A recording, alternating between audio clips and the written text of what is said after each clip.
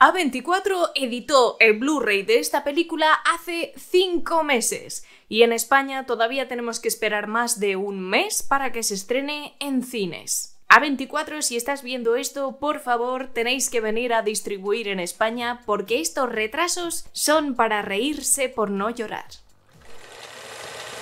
Nací en una pequeña isla del Mar Negro. La gente dice que es un lugar peligroso. Hay osos y lobos. Antes de empezar a hablar de la leyenda de Oki, os recuerdo que os podéis suscribir a mi canal, que es totalmente gratis y me ayudas muchísimo, es solo un clic.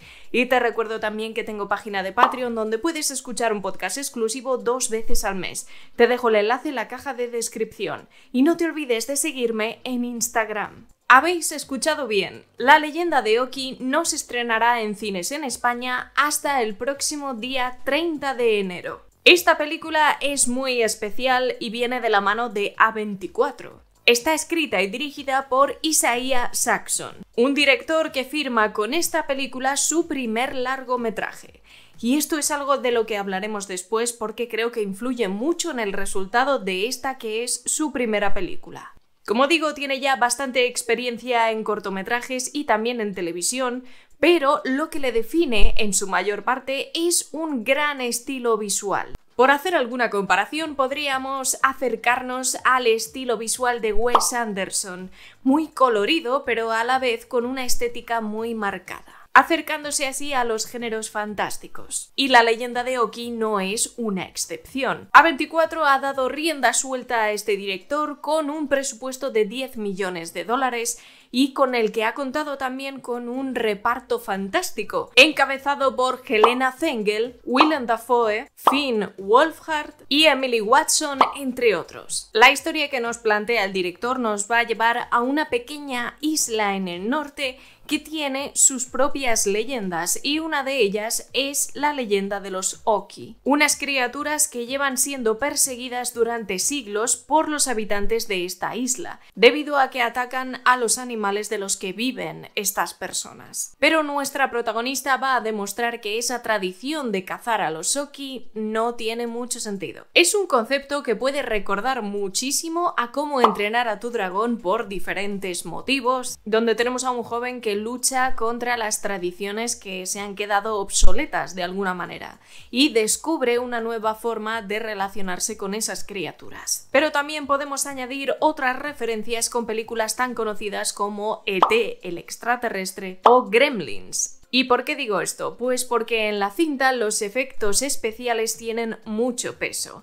De todo el presupuesto, $1 millón ha ido destinado a esos efectos especiales, entre los que se encuentra la creación de esa marioneta que es un pequeño Oki y donde también se han utilizado otras artes de efectos especiales como por ejemplo el matte painting para esos paisajes espectaculares que encajan con la estética del director y nos trasladan a un ambiente de cuento nórdico con un subtexto dramático. Esta película es tremendamente audiovisual y no tanto narrativa. Al inicio os he comentado que es la primera película del director, su ópera prima que consta de 1 hora y 35 minutos de duración. Una extensión que se aleja bastante de lo que está acostumbrado, que son 5, 10, 15 minutos de cortometraje. Y esto sí que creo que le ha pasado factura, porque es muy complicado manejar los ritmos cuando vienes de hacer cortometraje que tiene un recorrido evidentemente mucho más breve. Y es que creo que al guión de la leyenda de Oki le faltan diálogos. Puede sonar muy simple o muy tonto, pero creo que es el talón de Aquiles de esta película. Porque el director tiene un gusto creativo y visual muy marcado, marcadísimo, tiene una estética que resalta desde el primer minuto y visualmente la película es una delicia, pero en otros ámbitos creo que pierde consistencia, porque en la mayoría de la cinta los diálogos brillan por su ausencia y hay unos silencios larguísimos aderezados con una banda sonora original que funciona muy bien y que recuerda muchísimo, pero mucho, a los momentos más entrañables de las películas de los Gremlins, donde Gizmo hacía su aparición tierna y cute. Pero todos esos momentos en los que no hay diálogo y nos dedicamos a contemplar esas escenas tan estéticamente efectistas, nos dejamos de lado la conexión con los personajes. y la cinta se convierte prácticamente en un ejercicio de videoarte. Que no tiene nada de malo, pero creo que como narración, como largometraje, tiene sus desventajas. Solo hay que pensar, por ejemplo, en una de las referencias que os he hecho, E.T. el extraterrestre, porque al final de la película estamos llorando como magdalenas, porque entendemos y conectamos muy bien con el personaje de Elliot. Y Elliot hace un despliegue de personalidad maravilloso durante toda la película, una evolución de personaje con la que estamos muy conectados. Sin embargo, en La leyenda de Oki tenemos una protagonista muy pero que muy introvertida que prácticamente no dice ni una sola palabra, con una actriz que tiene un aspecto físico de lo más llamativo y que creo que encaja muy bien con este tipo de cuentos folclóricos, pero que a la vez se deja por el camino la conexión con el espectador. Hay una justificación a esa falta de diálogo dentro de la historia, aunque se conoce un poquito más tarde, pero aunque esté justificado, creo que le hace falta un poco más de diálogo para que conectemos con esa protagonista.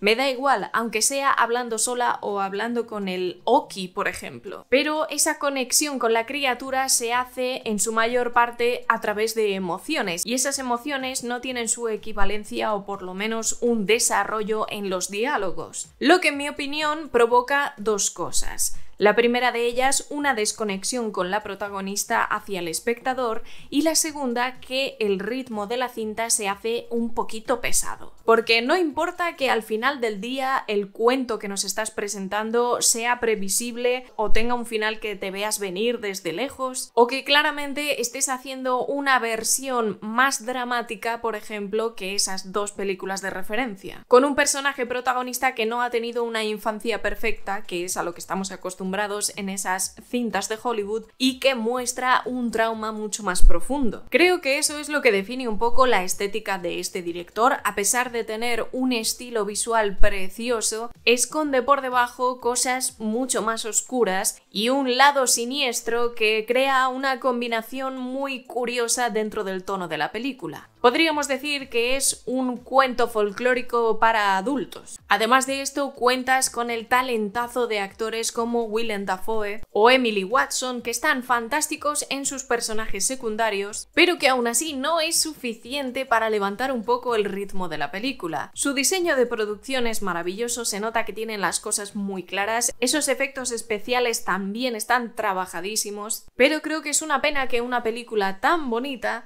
se quede atrás por esa falta de conexión con el espectador, unos diálogos sumamente limitados para la protagonista y un ritmo que te deja disfrutar visualmente de lo que presenta, pero que hace muy difícil llevar una acción que tarda en desarrollarse. Sin duda creo que hay potencial para hacer cosas impresionantes, pero mi sensación es que al ser su primer largometraje ha tenido problemas a la hora de trabajar el ritmo.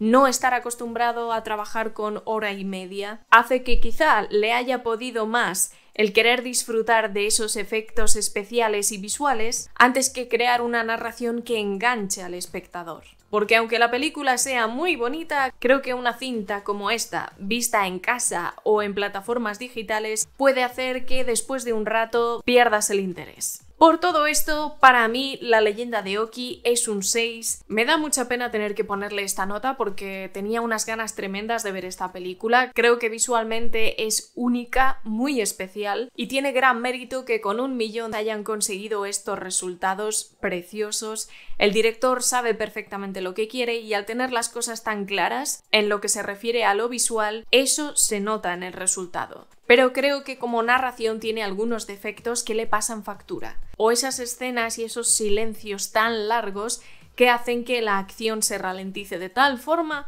que aunque sea una película de 1 hora y media, se te haga larga. Si no vas a sorprenderme con un final revolucionario, si no quieres dar un paso más en ese sentido en cuanto a los cuentos nórdicos y folclóricos, creo que la atención debería haber estado un poquito más en hacer una película que enganchara desde el primer momento. Es un trabajo bien hecho, pero al que, en mi opinión, le falta fuerza. Si ya habéis visto La leyenda de Oki, cosa que es probable porque seguramente se haya estrenado antes en tu país, o si estás esperando con muchas ganas este estreno, cuando llegue aquí en España, que será a finales de enero, por favor dejadme vuestra opinión aquí abajo en la sección de comentarios.